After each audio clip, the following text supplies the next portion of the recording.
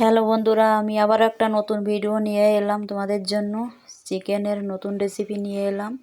1 kilo chicken নিয়েছি, এতে 200 গ্রাম টক দই আর 1 চামচ গোলমরিচ পাউডার দিয়ে আধা ঘন্টা আগে ম্যারিনেট করে রেখে দিয়েছিলাম।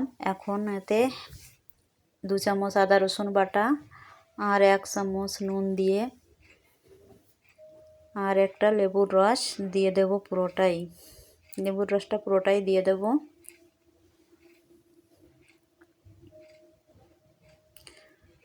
দিয়ে একটু ভালো করে মেখে নেব।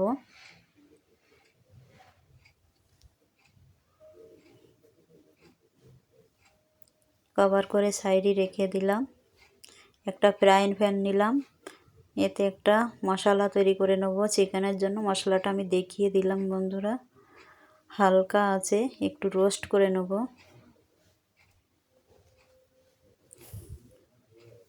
মশলাটা ঠান্ডা হলে আমি মিক্সিতে পিষে নেব।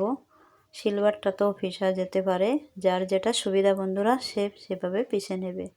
ঠান্ডা হয়ে এসে মশলাটা আমি মিক্সিতে পিষে নেব। এদিকে আমি 3টে মিডিয়াম সাইজের টমেটোর আর 2টো পেঁয়াজ বড় বড় করে কেটে নিয়েছি। ফ্রাইং প্যানে 1/2 চামচ রিফাইন অয়েল দিলাম। টমেটোর আর পেঁয়াজটা আমি হালকা ভেজে নেব। 8 থেকে 10টা রসুনের রোয়া দিয়ে দিলাম, একটু কভার করে নিলাম।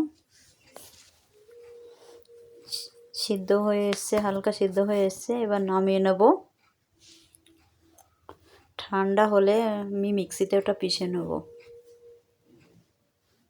4 থেকে 5 চামচ রিফাইন অয়েল দিলাম। একটা মিডিয়াম সাইজের পেঁয়াজ বারিক বারিক করে কেটে তেলের উপরে দিলাম। সোনালি কালার হয়ে গেলে আমি চিকেনটা দিয়ে দিলাম এর ভিতরে।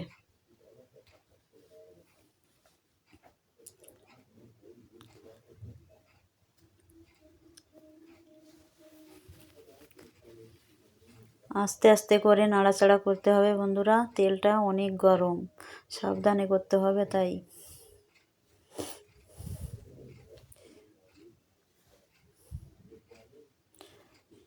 চিকেন থেকে জল ছেড়ে দিয়েছে। 1/2 চামচ শুকনো লঙ্কা পাউডার দিলাম। 1/2 চামচ হলুদ পাউডার দিলাম। 1 চামচ নুন দিয়ে দিলাম।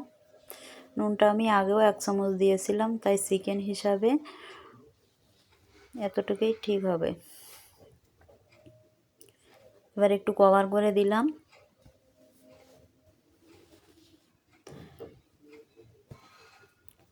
কভারটা খুলে মাঝে মাঝে নাড়াচাড়া করতে হবে, যাতে নিচে না লেগে যায়, পুড়ে যায় যাতে। টমেটো পেঁয়াজের পেস্ট দিয়ে দিলাম।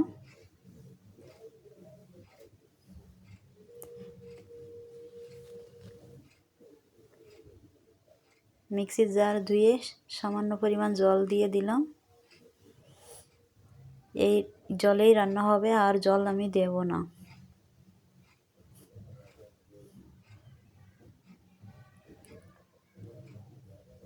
আরও একটু কভার করে দিলাম।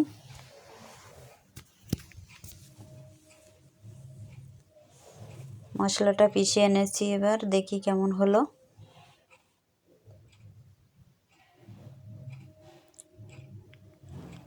এক কিলো চিকেন হিসাবেই মশলাটা আমি বানিয়েছি বন্ধুরা। আমি পুরো মশলাটাই দিয়ে দেব, তো অল্প অল্প করে ছড়িয়ে পুরো মশলাটাই দিয়ে দেব।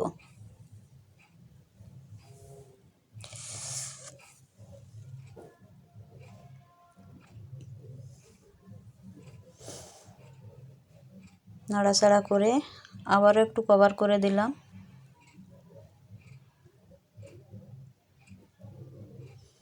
দেখো বন্ধুরা, কত রং এখনই এসেছে, কত রং দেখো।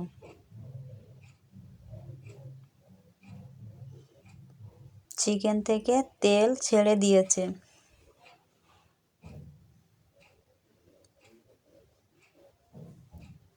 কিছুটা কাঁচা লঙ্কা দিয়ে দেবো এর ভিতরে।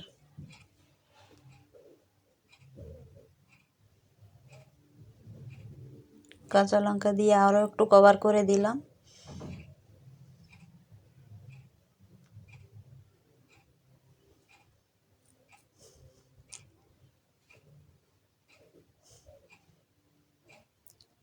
চিকেনটাও সিদ্ধ হয়েছে পুরোপুরি। দেখতে দেখো বন্ধুরা কি সুন্দর কালার লাগছে এখন। আর মশলাটা দিয়েছি না, ওতে অনেক টেস্ট হবে। একবার হলো বন্ধুরা এইভাবে বানিয়ে দেখবে। এবার হারা ধনিয়াটা ছড়িয়ে দিলাম।